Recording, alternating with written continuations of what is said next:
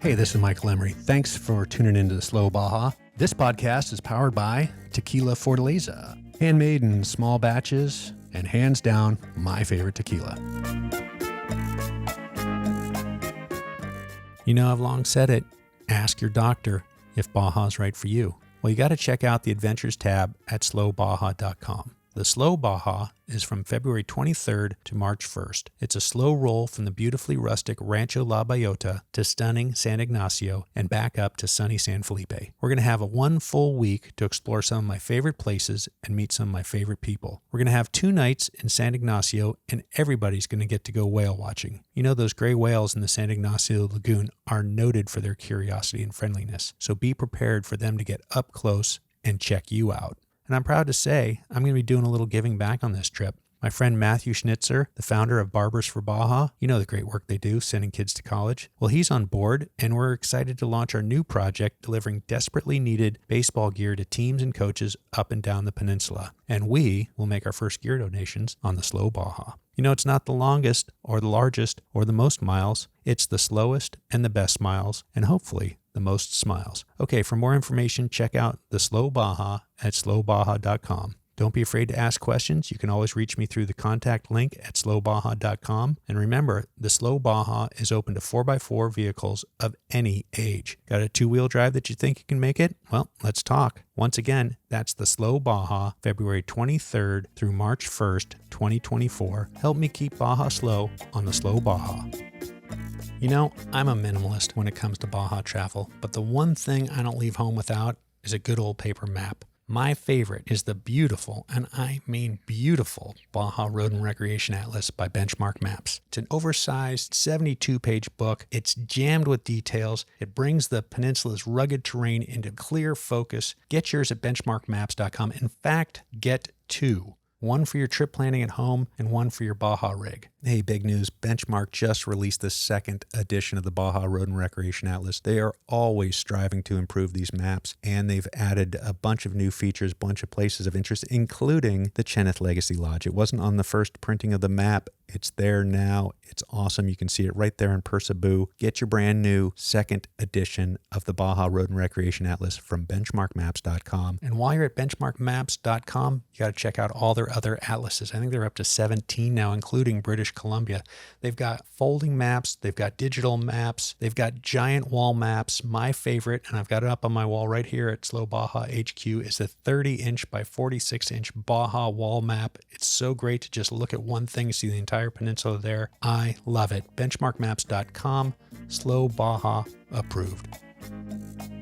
Well, hello. My heaping dose of gratitude goes out to Max, Jeff, Bix, Zeke, Dan, and Bear. For one spectacular week, we were the Magnificent Seven. At least that's how I want to remember us. Anyways, these guys shipped 3 beautiful Land Rovers out from New England for the full Slow Baja experience. And I won't lie, we had a magnificent time. If you're interested in your own Slow Baja experience, I'd love to discuss creating a private guided tour just for you. Okay, got other news that I'm super excited to share with you. We've teamed up with Barbers for Baja. Now, you know them for the great work they do sending kids to college. Well, they're a legit 501c3 charity now, and we are stoked to announce our new project supplying teams and coaches in Baja with the baseball gear they desperately need to play ball. Now, you know, I've been lucky. I've got to watch my own son play baseball for 20 years now, from T-ball all the way up to AAA. I've seen firsthand the life lessons, grit, determination, humility, and resilience that playing baseball can teach. Help us help the dedicated baseball coaches of Baja to keep kids on the field and out of trouble. To make a tax-deductible donation to our baseball program, please go to barbersforbaja.org and make sure to write baseball in the donation notes. And stay tuned to Slow Baja for more on this exciting program. Once again, to make a tax-deductible donation of support, go to barbersforbaja.org and make sure to put baseball in the donation notes. Thank you.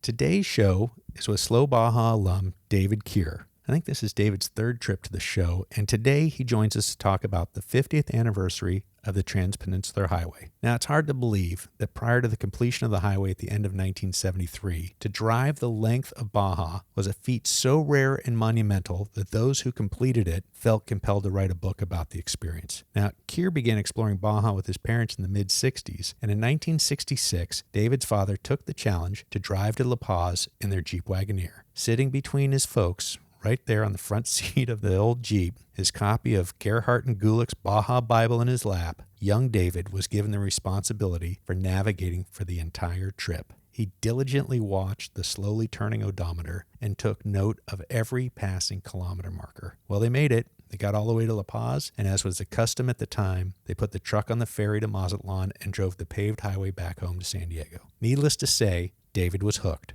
That epic trip spurred a lifelong affinity for history, maps, off-road exploration, and a deep desire to help his fellow Baja traveler. To that end, in 1973, as a high schooler, David released his own guidebook to Baja and the still under construction Transpeninsular Highway. Since then, David's made countless trips to Baja. He was a consultant to the Benchmark Maps Baja Road and Recreation Atlas, and he writes a regular travel feature for the Baja Bound Insurance Newsletter. His book, Baja California, Land of Missions, is in its 13th printing. Well, David's my go-to guy on every obscure road or route question, and without further ado, here's David Kier on the 50th anniversary of the Transpeninsular Highway, today on Slow Baja.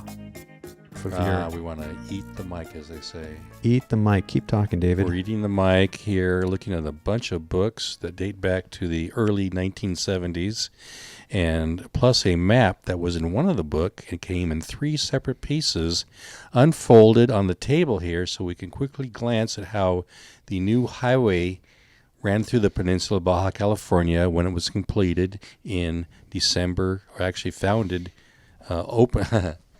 It was, how do we say it? Inaugurated on December 1st, 1973. The highway was actually physically completed in November of 1973.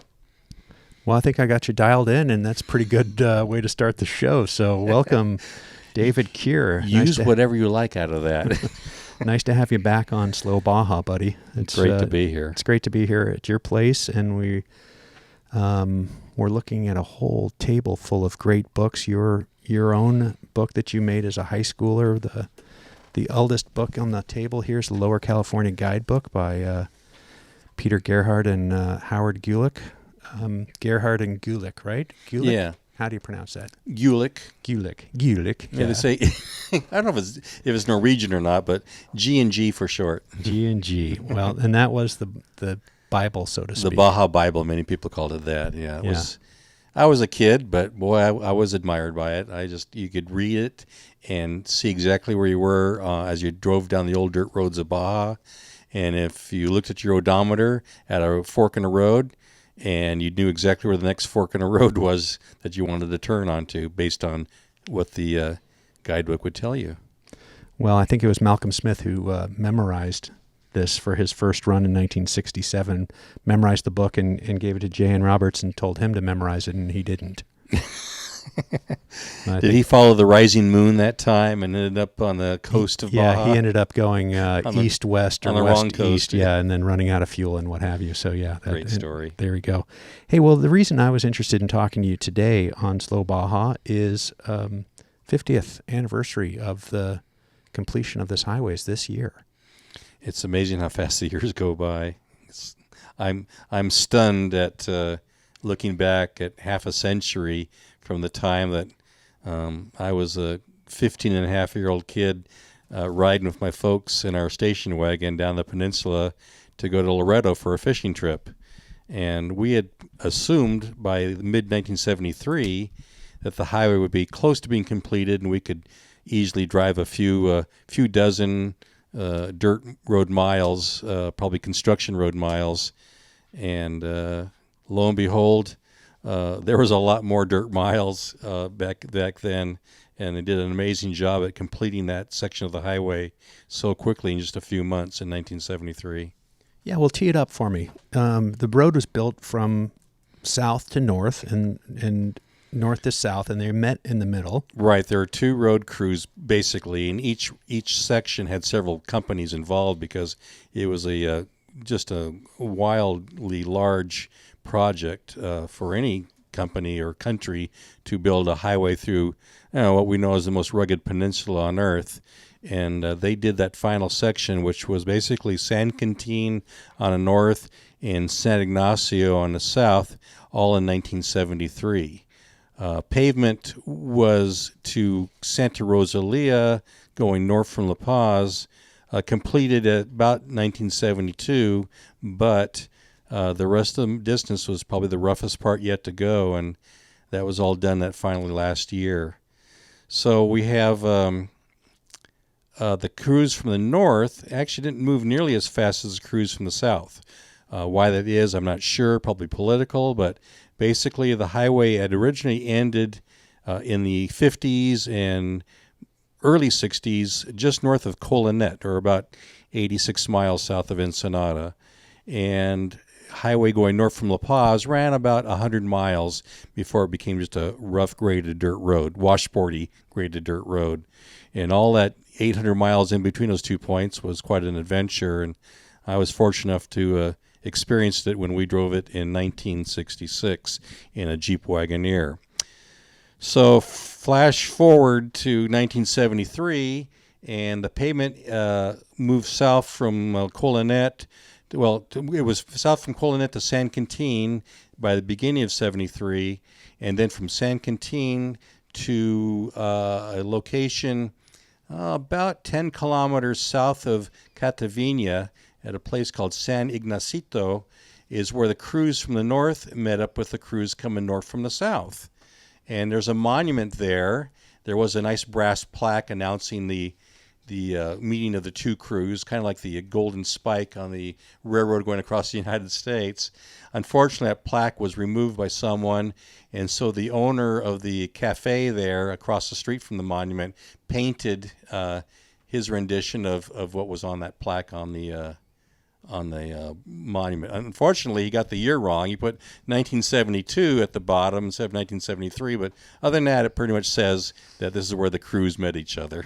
Not surprising that he got it wrong, and not surprising that David Kier knows the right answer. If I ever need to get a date right or know the right answer, I go straight to the Kier. Well, your family has history driving, as you said, the road before completion, and your father was a dentist, and he bought four-wheel drive vehicles because he loved Baja and he loved fishing, and so he would drive around. In San Diego these days, everybody's driving a four-wheel drive vehicle, but in those days, he must have been a real outlier. Well, yeah, he just did whatever needed to be done to have the result that he wanted, and he wanted to get to these fishing spots that his one of his patients had told him about, and it turns out his patient was a former co-worker of Howard Gulick of the Lower California Guidebook, and he would tell my dad about these great surf fishing places, and he said, but you need to have a Jeep to get to them. And my dad said, well, I've got a wife and a little boy, and, that'd be too uncomfortable to ride in a Jeep. And he said, oh, but no. Jeep makes something called a Wagoneer. It's got air conditioning and a V8, and you can put all your camping gear in there. And so probably was the next day my dad went out and bought a Jeep Wagoneer once he learned about them. And soon after that, we were taking trips to Baja. Yeah, and you were the one sitting in the front seat in between Mom and Dad, had the Lower California Guidebook in your hand. Yep. And you were the trip navigator. Yeah, that was a fun thing for me to do, maybe to keep me occupied, but they'd ask me to read what was coming up next. So I would look at that, and if there was a fork in the road to take, my dad would tell me his odometer reading, and I got to do a little bit of math, knowing that, 4.8 miles ahead, there'd be another fork we'd have to turn on, or whatever the case was. And additionally, it had a lot of history in there, too. Like, there's a mission up ahead. So I learned about the missions pretty early on. And that became a lifelong fascination, didn't it, David? It did. Well, it kind of waned and came back again. And I did a high school paper on the California missions, and I decided to do it. Well, Baja was California first, so we'll do it on the Baja California missions. And that was my high school paper. And I kind of had missions in my mind much more solid after that. And then, of course, you're aware of my book I did in 2016, which is still in production. The 13th printing was just made and was delivered last week, actually. Fantastic. Fabulous. Fabulous. That's amazing. 13th printing. So, David, you had said that we had lunch earlier and we were talking about some of these details. You'd said that as the highway grew closer to completion, your dad thought, well, I'm done with the four-wheel drive. I just need to get a station wagon that's going to be much more comfortable, extra gas tank, air shocks, and we'll go in style because the road's paved now. Yeah, well, we knew it wasn't completed, but we figured, gee, this late in the day, this was like summer vacation 1973, there wouldn't be that much of any rugged parts, any parts that needed four-wheel drive, and his station wagon with the modification of an extra fuel tank and the air shocks could handle whatever dirt roads, probably were all graded, that remained between point A and point B of the highway construction. But as it turned out, there was a lot more dirt roads that summer, and including many, many miles of the original dirt road to La Paz, or what we call the Baja 1000 road. And that was a surprise to us, but we made it through, and it's a great memory to have. And, of course, I wrote my first book, if you want to call it a book, a handwritten guide called Baja on the Transpeninsular Highway after that summer 1973 trip. Yeah, I would categorize it as a booklet, but you put an awful lot of work into it, and there's an awful lot of detail there. Yeah, I can't help myself sometimes. I'm just a detail-holic. And I said, well, it's better to have it and not need it than to need it and not have it. So everything's in there. Yeah, so dive into that.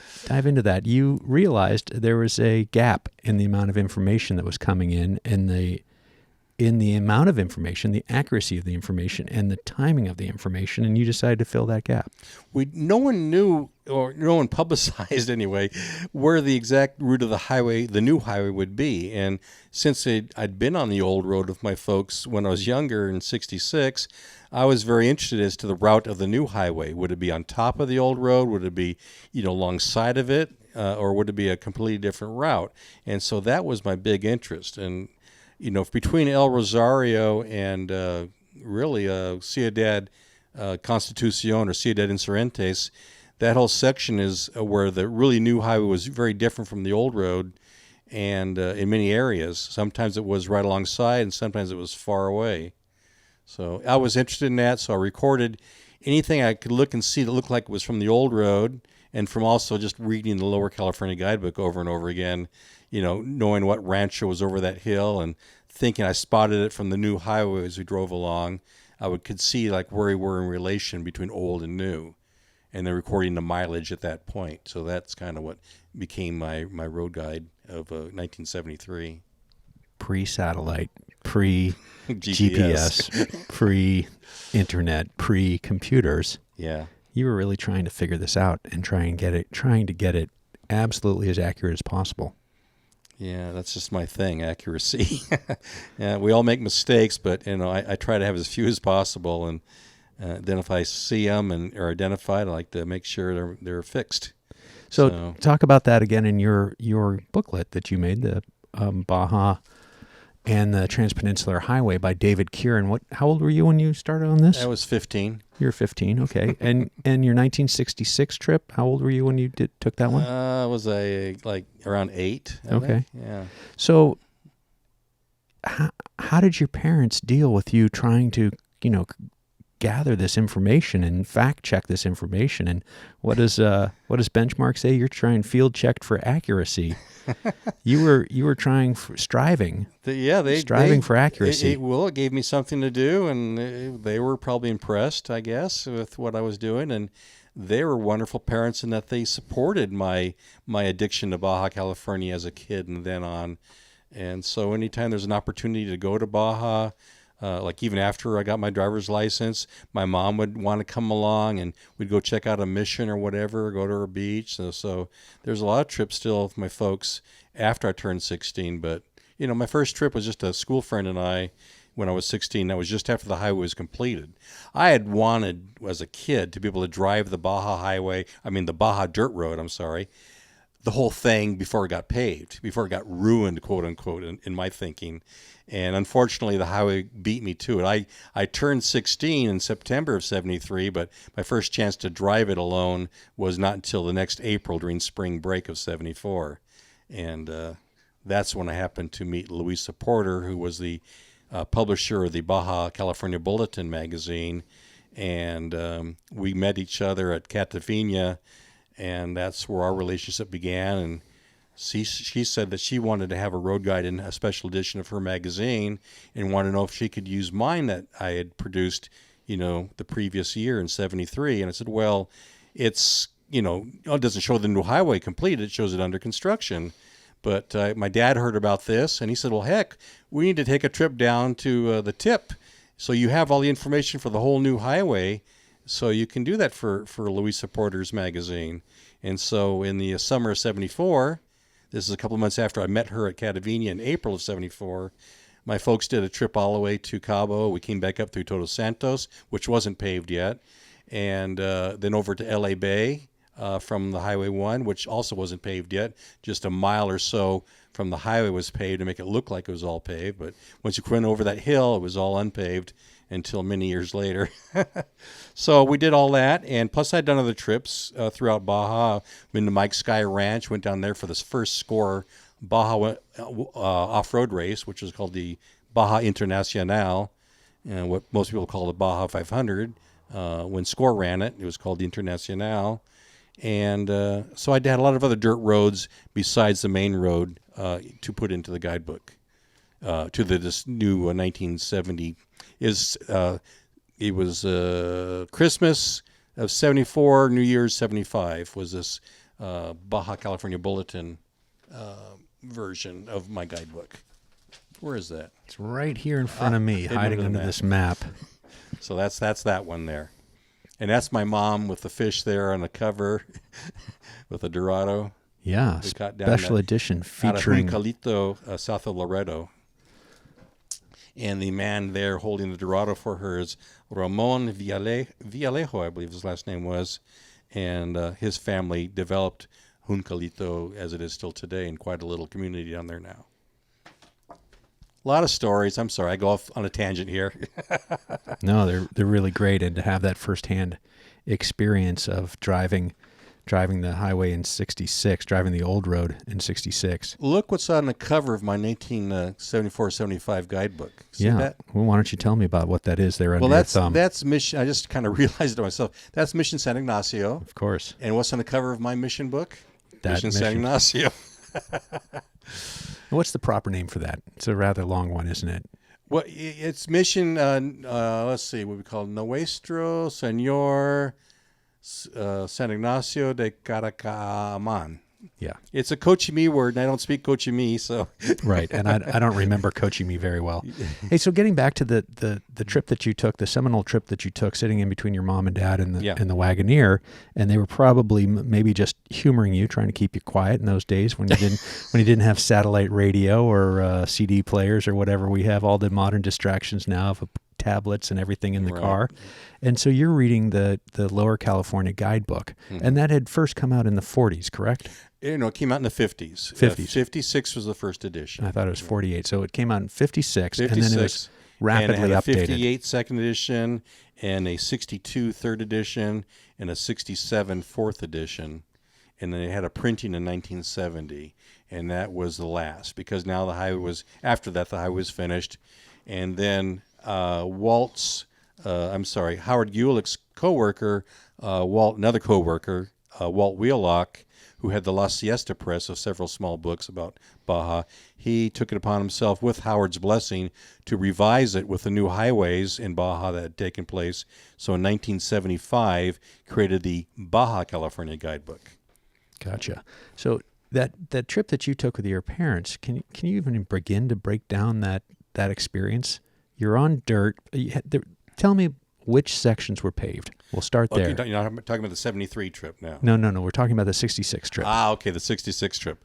The pavement ended about... The gleam in his eyes. The gleam in his eyes. The 66. What a great way to get your kid into Baja, a dose of Baja fever. The the trip, the pavement ended about, I think it's 86 miles south of Ensenada, just a few miles before coming to the town of Colonet. It had ended there for several years, I think around 1951, and then this was 1966, still ended there, and then it was a long, straight, graded dirt road ready for paving, but never got paved, at least for many years, that went straight down to past San Quintin, and the grading kind of faded out as you got close to El Rosario. And then the old original, basically a two-track through the Baja Desert, all the way until you got to San Ignacio, and then you got basically like a graded road again of sorts to go to Santa Rosalia that the El Boleo copper mine company had built, probably in the 40s or 30s, and there's those steep switchbacks that went down the mountain, the Cuesta del Infierno, the grade to hell, down to the sea level. There's two sets of them, as you know, it still is today as paved, but a different route slightly. And then in Santa Rosalia to Mulegé was a pretty smooth graded road, probably from the Boleo company. And then past Mulegé, it was a hand-built road along the cliffs along Conception Bay, Bahia Concepcion, and then back to kind of a typical two-track desert road. And the route went through San Jose and San Miguel de Comandú, not through Loreto. Loreto is kind of a dead end. You could get on south if you went up to San Javier Mission, because in the 1950s they built that road, and then from San Javier get out to the road to La Paz. But we went through Comandú and then hit that long, straight graded road coming north from La Paz. It's one of the longest straight sections of graded road, I think, in the world, maybe the second longest. I think I read that somewhere. If it's true or not, who knows. And pavement actually didn't happen until we got, I think it was around where the town of Santa Rita is, around 100 miles from La Paz. Then all of a sudden we got blacktop. And paved to La Paz, and then going south of La Paz, the pavement ran just for 10 miles and then ended. And construction was kind of active there, going south through El Triunfo, San Antonio, and ended around San Bartolo before you got to the coast at Buena Vista, Las Palmas, what today we call Los Barriles. And then it was basically a two-track dirt road from there all the way to Cabo San Lucas. It's the Jeep road. Two-track, one lane wide. Can you imagine that? Got to Cabo San Lucas was just a dirt track like that. And it was just a fishing village at Cabo San Lucas with a cannery. Amazing. Yep. Truly amazing. Well, that trip in 66, if I recall, your parents took a ferry to Guaymas to get back. Well, actually, the 66 trip with a ferry went to Mazatlan. And because after we got to Cabo, we came back up through Todos Santos, because they made a loop that way you could see both sides of the peninsula. There again, all dirt roads. And from Todos Santos back to La Paz was a graded 2-lane wide dirt road until we hit that paving that came 10 miles south of La Paz. And then from La Paz, the ferry was only about a year old. I think at 64 or 65 it started, and we took that ferry over to Mazatlan is the only route it took, and then drove up the Mexican mainland side to get back home on a paved road. Now, the ferry from Santa Rosalia to Guaymas, that began in 72 when the pavement had reached north from La Paz to Santa Rosalia, and when we did the trip in 73 when the highway was under construction, we went down to go to Loreto, basically do some fishing, and then, of course, instead of taking the highway back home as originally planned, with so many dirt, dusty miles, we decided to take the ferry from Santa Rosalia across to Guaymas so we could come home on a paved road, a bit more relaxing and less dusty. Yeah. Longer, but not longer. Yeah, right, exactly. Yeah. Well, I'm trying to put myself in your dad's shoes, saying, well, David, you've got this opportunity to illustrate a book. You better find out, we better go all the way down now that the road's been built. And touch on this again and kind of open it up for me. You felt that it had been ruined. Your Baja mountain, the Eiger, the summit that you were climbing had an elevator now. Yeah, it'd been ruined. Yeah, I guess as a kid, or someone, I wanted to drive the original dirt road when I turned 16, to be able to drive it because, I did with my folks as a passenger. And once I could drive it, like being in the Baja 1000, I wanted to drive the route. And so, yeah, it was paved before I could drive, but I was 16 years old. And that trip, we went it was a spring break for a week, so we decided to make a big loop trip out of it. I planned it, of course. And so we went down as far as Calamaway Canyon, turn off, and came back north through Gonzaga Bay and San Felipe, made a loop trip that trip. Yeah, so I had that original road. The old, before Highway 5, the road to Gonzaga Bay was very rough, probably rumored to be the worst road in Baja California. So I did drive that, so that was kind of neat to experience. And I had been over that road with my folks on our first trip in 1965. So from San Felipe South to Bahia San Luis Gonzaga. And that was like low-range, four-wheel drive, crawling up and down these steep, rutted-out volcanic ridges between Puertecitos and El Huerfanito was the steepest, roughest part. And that took several hours just to do that, 20-mile section of dirt road. Well, I just read recently in somebody's reports from their childhood of bumming around the east side of the Baja Peninsula in the 60s that it's Trace Virgins, and I think his dad called it the Five Hookers. It was that rough. Yeah, I've heard Trace Marias, the sisters, probably different terms. I always consider there to be more than three, though. It seemed to be 5 or 6 maybe. In Cliff Cross's guidebook, he does an excellent map of the grades. Let me flip that open while we're talking, because he did such a good job of illustrating how bad it was there south of Puertecitos, and making quite a deal about caution. This is a road that should be done with a high traction. There we go. Let's see. Only traction vehicles and trucks should travel south of Puertecitos. And he has 6 grades listed here as either rocky, steep, rough, highest one, shrine at the top, deep cut, and that's all between Puertecitos, there we go, and San Luis Gonzaga. So he illustrated it properly of his map from 1970. You spent a lot of time in that part of the peninsula. Your family seemed to spend a lot of time there. We like and the Gulf. I mean, I like it, and my folks liked it, I think, better because we thought the fishing was better, although we had great fishing on the Pacific side, too. Probably because it was warmer. We just love warm weather, desert, and a lot of times it's too hot for people, but not for us. I mean, heat was just an attraction, and the water being warmer in the summertime, so you didn't get that when you stepped into it. It was like walking into a bathtub. So, yeah. But the beach, the sand beaches, like the beach by Alfonsinas, we camped there, and of course the beach is south of San Felipe. We used to camp, of course, at Nuevo Mazatlan.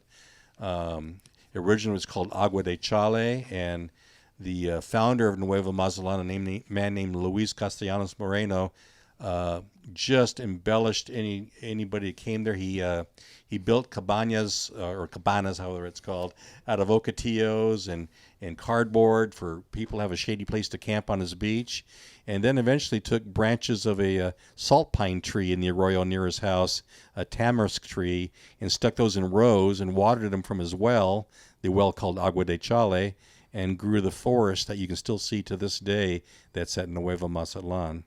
And he was so proud of that.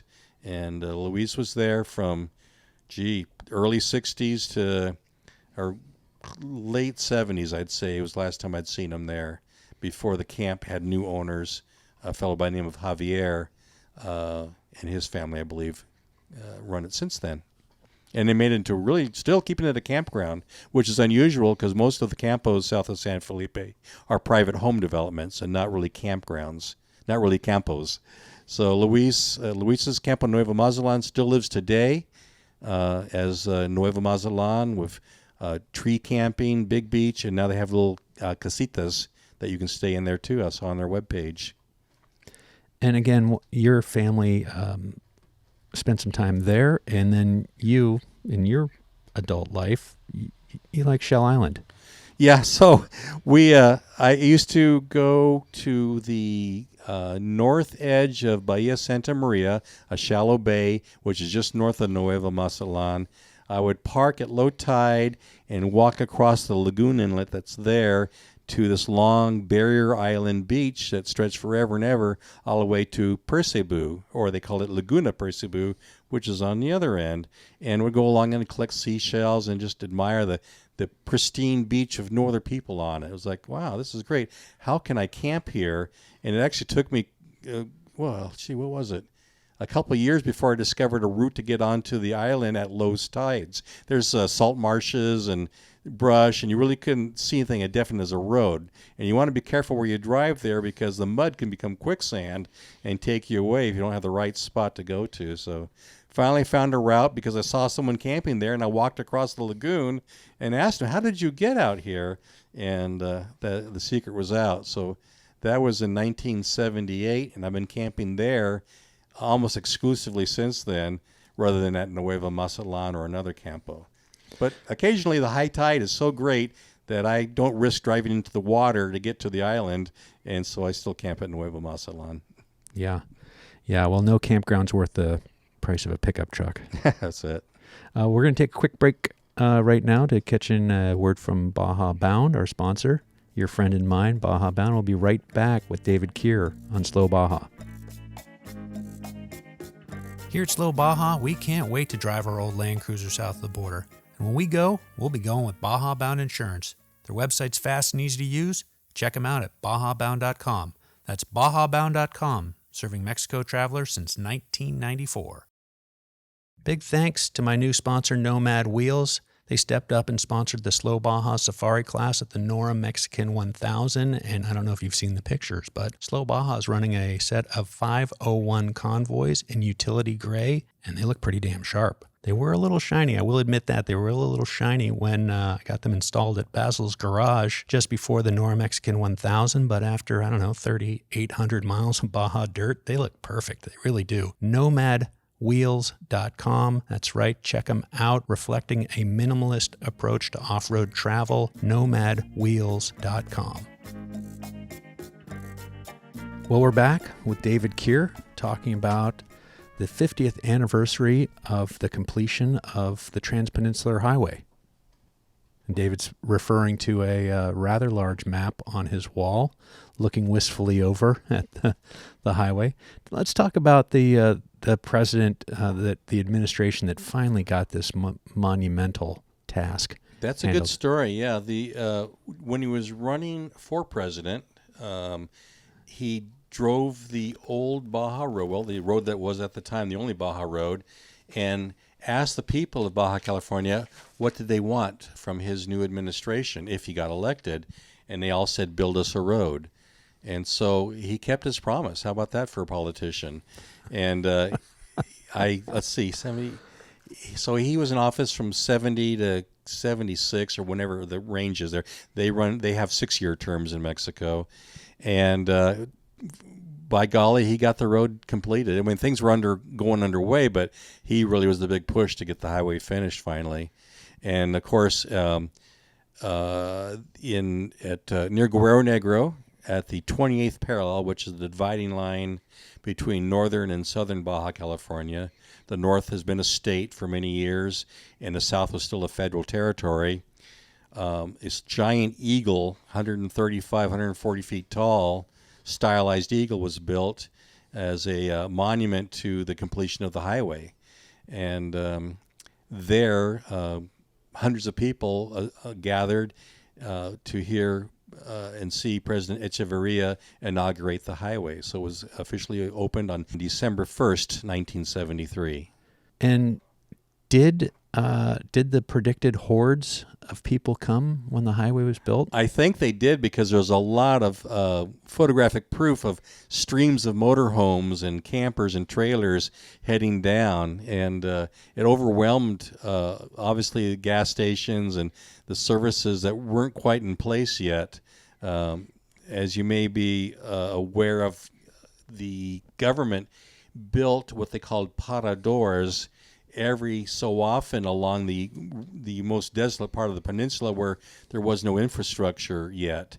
So the first parador was located south of San Quintin, right near where today's Hotel Mission Santa Maria and Cielito Lindo's driveway are, along where the old highway went through there.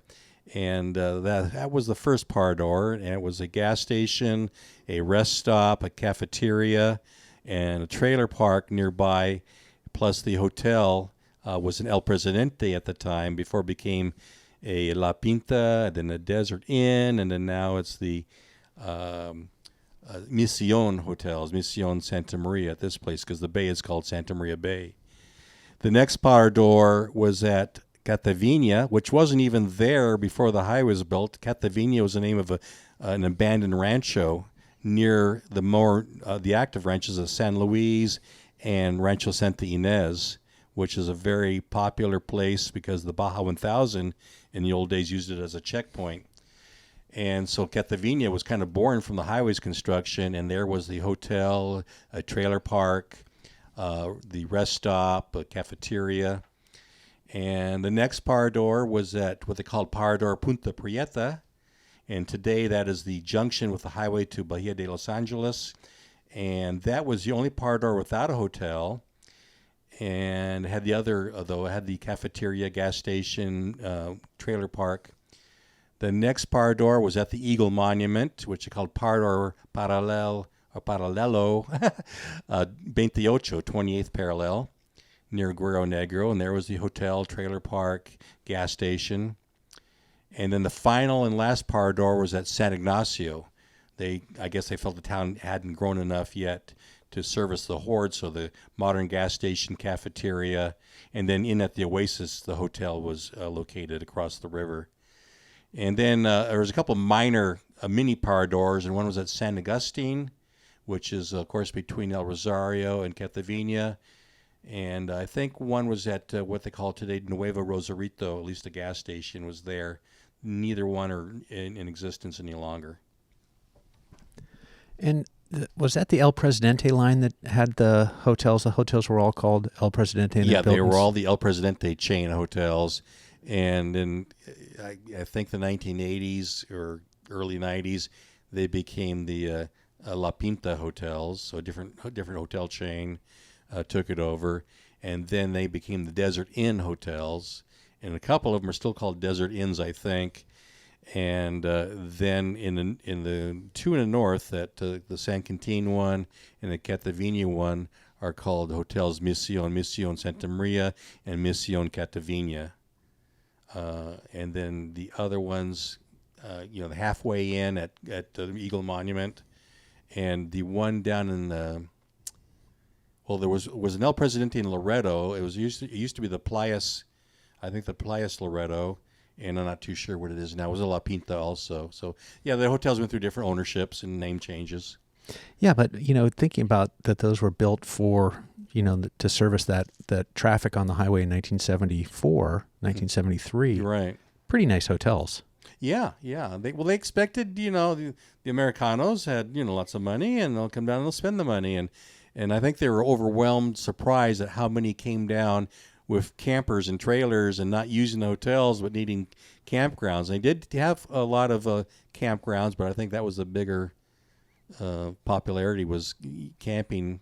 But and that how frugal many Americans were, maybe that more frugal than they expected, perhaps. Yeah, I think it was Henry Manny from Road and Track magazine did an article about going to the bottom of Baja in an RV and saying basically, you don't need to stay at a hotel. You can do it in your RV. And RVs obviously were on the rise. That was a great period for RV expansion. Right. And what better bucket list than Baja? Mm-hmm. True. I didn't catch it earlier. I was thinking about this when you were describing the road, and I believe it was in Bahia Concepcion. Is that the road that's often you see in the 1960s AAA guidebook where the road is right on the edge of the bay? Yeah, There's exactly. almost no altitude or elevation of the roadway from the waterway. Right. The mountain comes right to the water in a lot of Bahia Concepcion, with little exceptions. So it was like hand built. And as I heard a story that the prisoners at the the former prison in Mulegé were the labor force behind that building. It gave them something to do, I guess you'd say. And that was a hand-built road along the cliffs there. And that was obviously the original Highway 1 before road construction came through there between 1970 and 73. And as we ping pong and you say hand built road, I think of the road on Highway 5 where for many, many years one family sort of took it upon themselves to maintain that road. On the road bound south of Puertecitos to Gonzaga Bay, there was a man. I'd actually never seen him working, but his wheelbarrow and shovel were parked with a donation can. So yeah, it was around. I think in the area today is called Cinco Islas, 5 islands, between there and like Oki's Landing. Yeah, and so he would work that or have his paraphernalia there as if he were working that. Sure. And take donations. Yep. That's a Baja lore or Baja legend, but do what you can. I've actually seen in one of my photos. guidebooks there's a photo. I think in Cliff Cross's book is a photo of him with his wheelbarrow, and I only saw the wheelbarrow. Maybe it was siesta time. Yeah, could have been. Okay, well, so high hopes. You thought that they were going to destroy your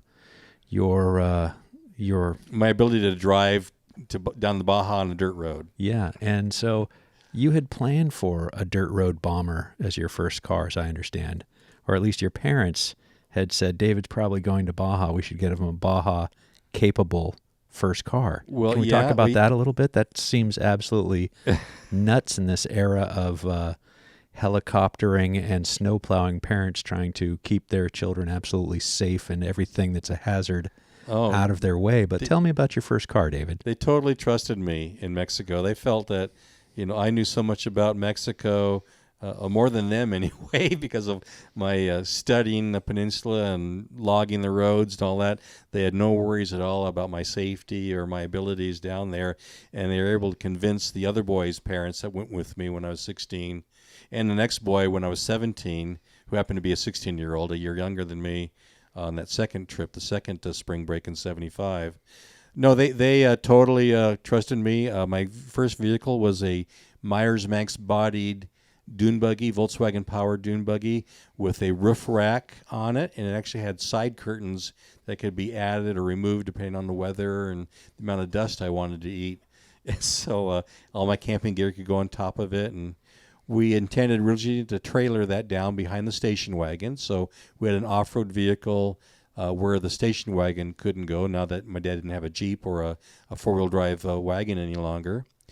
And when I became sick, and I had driven that, obviously. It was probably the car I learned how to drive in.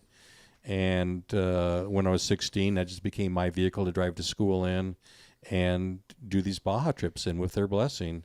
And so that was my first car from that 73 when I turned 16 to mid-75 when my father, bless his heart, bought me a Jeep. And so I was, extremely lucky kid. Do you remember anything about the acquisition of that? It was a Myers-Manx, wasn't it? I'm not positive it was a brand name Myers-Manx, but it was a Myers-Manx style. Yeah, it was a Manx style. Fiberglass. Yeah, it was an orange-red fabric. Well, my pictures, you can see the pictures of me with it on one of my trips, I think, when I was 15 or 16. It almost looks like it's enclosed. So there's a roof rack, and, right, as you said, side curtains, and it was pretty deluxe for a buggy. It had a roll cage in it, and it had steering brakes because it actually was used in an off-road race. The former owner told us it was in the Borrego Rough 100 race that was in the desert of East San Diego County, and I guess that's what the turning brakes were for. Of course, that gives you the added traction of by you breaking up a loose spinning tire. It transfers. It's like posit traction, but manually operated posit traction. If your tire spins trying to get up a steep grade, And I climbed those steep Gonzaga Bay grades, obviously not with the four-wheel drive, but because the dune buggy was light, had large tires on the back, and it was easy to do in a dune buggy. I had no problem climbing those four-wheel drive grades in that buggy. So as a dune buggy owner, driver, did you have an affinity for what Bruce Myers had done in setting the fastest time, from La Paz back to Tijuana, and that all of that hoopla that led to the first off-road race in '67? Was that on your radar I'm trying to think at all? if that was really imprinted in my mind too heavily. I mean, I probably was aware of it, but off-road racing, it's hard to say because I did go to the first Baja 1000 to watch with my dad when I was 16. That was November of '73. So I was aware of the racers, and Mickey Thompson camped by us because he wasn't in that race, but he went down to watch it. I think he tried to get into it, and for some reason his truck had some issue because he had the race truck on his trailer.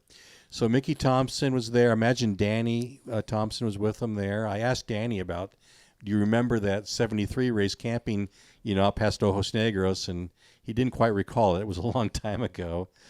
And it was just a fun thing for sure. And, I didn't get into racing more until I was offered a chance to work a pit. And that was probably in the '78 Baja 500 or Baja Internacional when we're camping next to a pit team. And he said, "Hey, would you like to hold a fire extinguisher for us?" And I said, "Sure," because I looked like I wasn't doing much, I guess. And I became involved with a group called the Los Campeones Racing Team out of Vista, North San Diego County. And from there, I became a co-driver in the Baja 1000 and a pit captain for several races in the late '70s, early '80s. Yeah, I remember seeing a picture of you in a Datsun 510 or something. Yeah, that was a class. But then I was Class 6, which was production two-wheel drive sedans, and Datsun, Saabs, whatever kind of sedan you had, roll caged out, big tires, but pretty much looked like a passenger car, and that was the class I was in. Yeah, and getting back to that '73 race, that was the 1 year sort of independent effort by the Mexican government. Can you talk about your experiences there? You had a Super 8 movie camera. Yeah, right. A lot of people watch that. I've noticed on YouTube. It's on there, and a link to it is on my vivabaja.com website. You can see in the media section that it's like 3 minutes long, I think. You had a Super 8 projector. I think my brother-in-law loaned it to me. And went down there with my dad and I. We camped just after the pavement ended, about 5 miles or so east from Ojos Negros, because the race that year went from Ensenada to San Felipe and then south.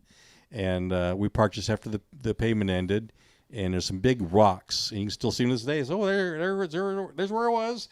We parked and camped on top of the rocks, or camped and sat on top of the rocks. That morning, cars from all over Ensenada or wherever came, and it was quite a little city there to watch the race.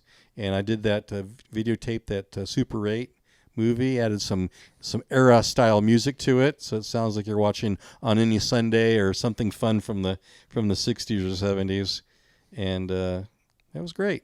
Yeah, no, I've watched it a few times. Oh, yeah, okay. Yeah, I'll admit to running your numbers up, getting some distractions in. Yeah, good stuff. Thank you. Stuff. So Pete Springer, Slow Baja alum Pete Springer, and Bill Sanders won their class in a 1973 Toyota Land Cruiser that had been converted to propane. So must have had a massive tank behind the Pete. Yeah, their four-wheeler magazine. It was their company truck, if you want to call it that.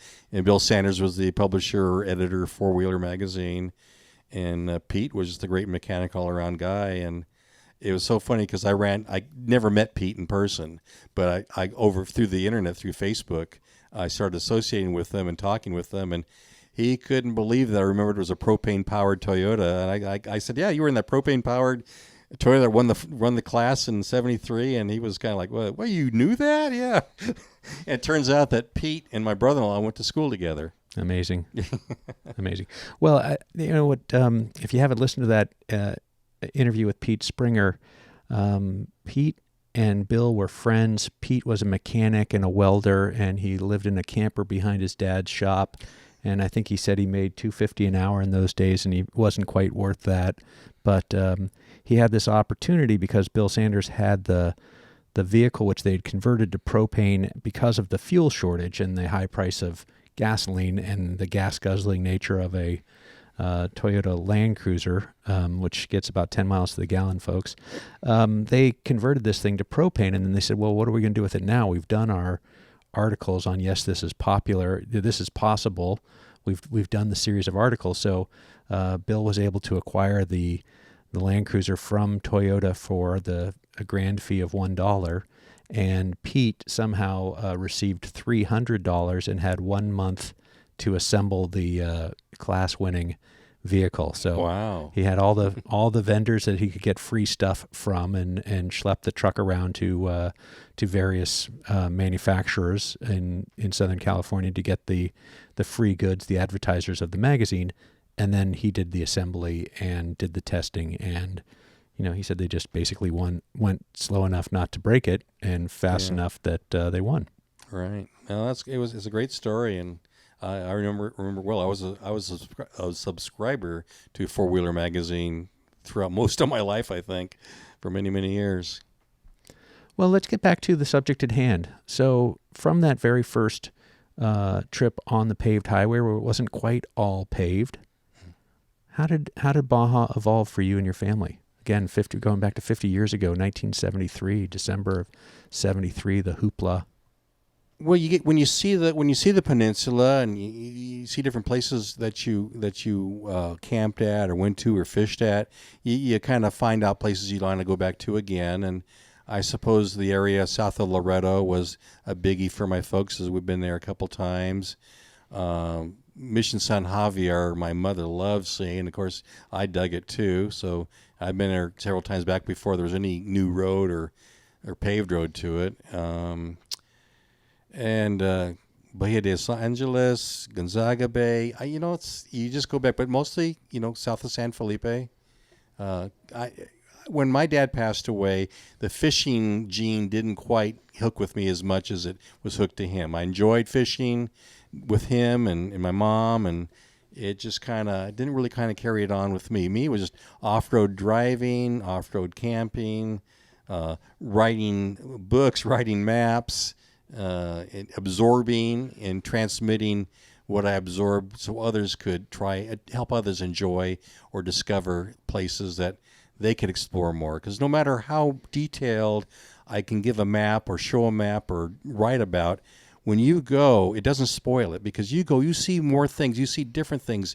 The things I saw will look different to you, and you'll experience different things. And I can't possibly give you the amount of interesting places and events in any kind of book or wording or podcast. You've got to go yourself, see what I've been to if you want, but use it as a guide to go beyond where I've been and go deep and learn about the people and the places and the food and the culture and the history. And I'm just teasing you with whatever I write. I'm not spoiling it at all, I promise you. Not spoiling it at all for me, that's for sure.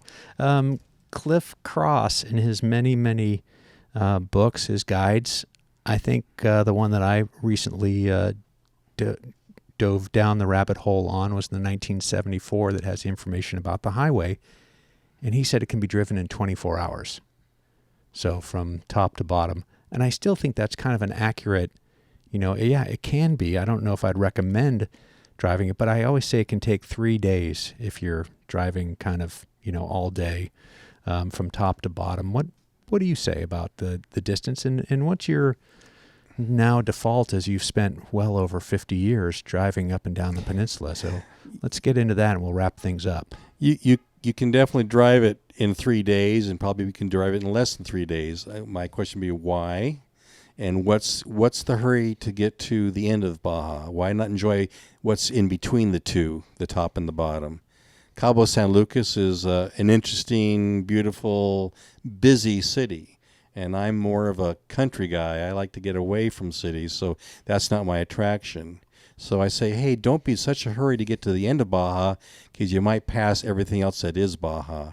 And that's why you should take your time, should enjoy it, or at least spend one leg of your trip, if you're going to Cabo because you rented a condo there or whatever, use either going down or coming back as a way to see the peninsula and go off these side trips. Look at these towns, look at these villages, and you just might be surprised at what you come across. Go out to Bahia Asuncion and let Sherry Bondi show you what her town has to offer. It's just an amazing place with fishing, fossils, and fantastic people. You go to Bahia de Los Angeles and you'll experience this most fascinating museum that has all the artifacts of the area, the natural history, and see the natural history. Go out and explore the mission nearby San Borja. See the Las Flores Silver and Gold Mine Center where the railroad engine that's now in the town park used to sit. And you can follow those railroad tracks as they head south into the desert to where a cable tram line brought gold and silver ore down from the top of the mountain. It's all amazing. Everything you see down there has a fascinating story to tell and learn about. And I can't get enough of it. I can't ever stop wanting to go to Baja, even though my body may prevent me from going to Baja.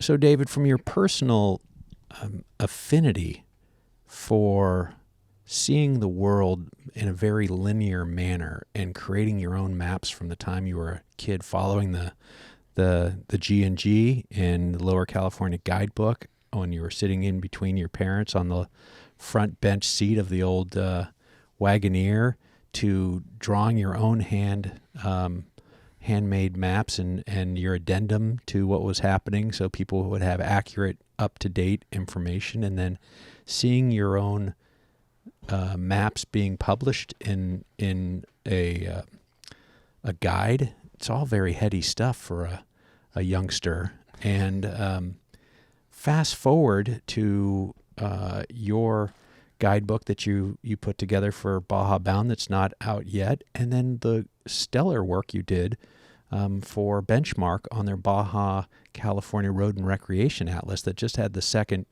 edition come out. Can you tell me a little bit about this brand new Benchmark and what people need to know about how to read a map? Open it up. It won't do any good sitting somewhere on a bookshelf. You got to have it with you. You got to have it open. And before your trip, go over your route. Look at what's there. See the things. The Benchmark Baja California Road and Recreation Atlas has historical sites listed. It even has the route of the El Camino Real from Loreto north to El Rosario plotted on there if you want to do a little hiking or see where it crosses the highway.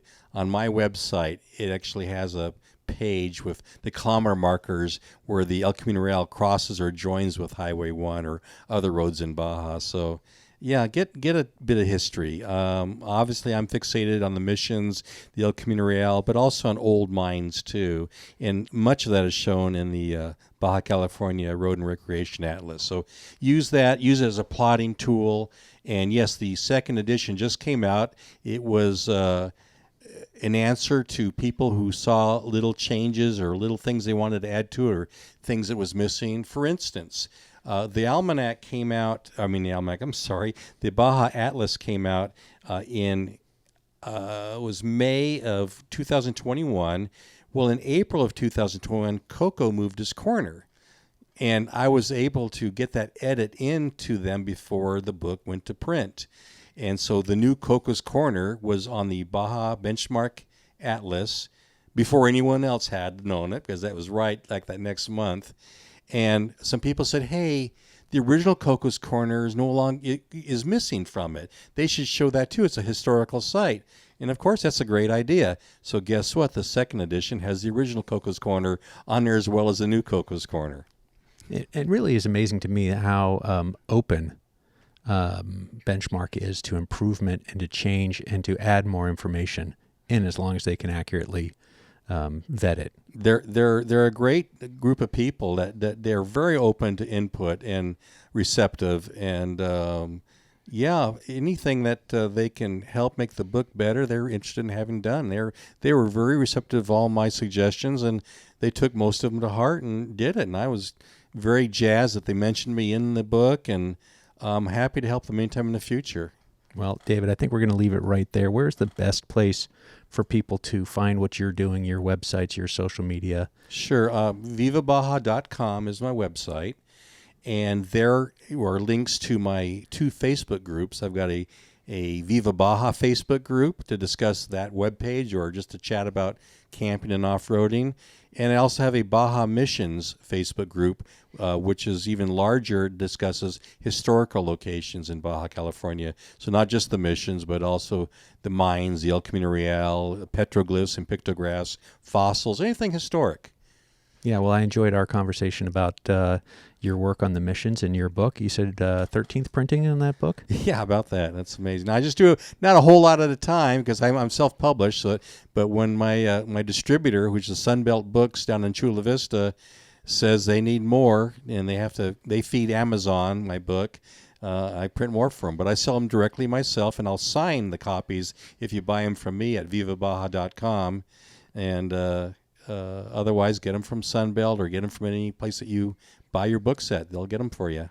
All right, we're going to leave it right there. David, thanks for telling us some stories about the construction of the Transpeninsular Highway and recounting your personal memories of driving it before its completion and after its completion, and sharing some stories about your dad and the family 73 family wagon, the air shocks, and the second gas tank. I like the way your dad thought.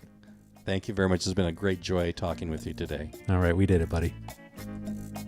Well, I hope you enjoyed that show with David Kier. He is such a wealth of information. He's a guy who really, really enjoys sharing it too. So if you follow him on social media or you go to vivabaja.com, he's got a lot of stuff there, and he's very happy to tell you all about it. So hit him up.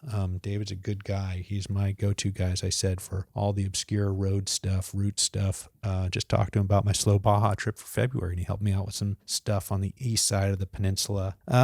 If you like what I'm doing, if you like these conversations, getting to meet people where they are, drop a taco in the tank. If you still got tacos jingling around in your pocket this time of year, drop one in the tank. It really does help me keep the show going, and it's so important. Doing this thing, I don't know how you say it in Espanol, but I am doing this thing on a shoestring. So your donations of support really, really do help. And if you don't have any tacos, I get it. I usually don't either. So if you got a second, do me a solid and drop a 5-star review on Spotify or Apple, or share the show with a friend.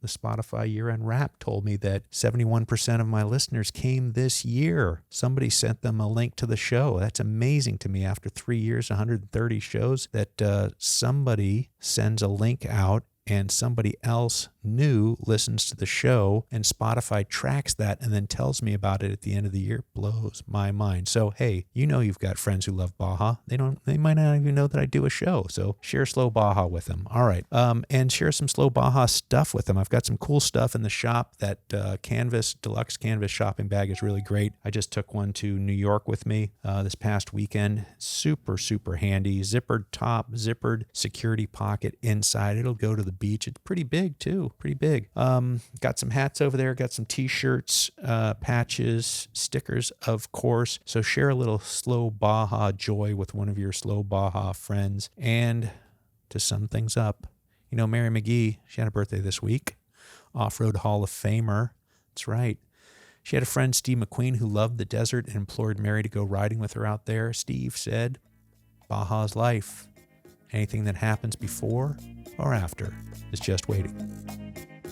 People always ask me, what's the best modification that I've ever made to Slow Baja? Without a doubt, it's my Shielman seats. Toby at Shielman USA could not be easier to work with. He recommended a Vario F for me and a Vario F XXL for my navigator, Ted, as Ted's kind of a big guy. And Toby was absolutely right. The seats are great, and they fit both of us perfectly. And let me tell you, after driving around Baja for over a year on these seats, I could not be happier. Shielman, Slow Baja approved. Learn more and get yours at shielman.com.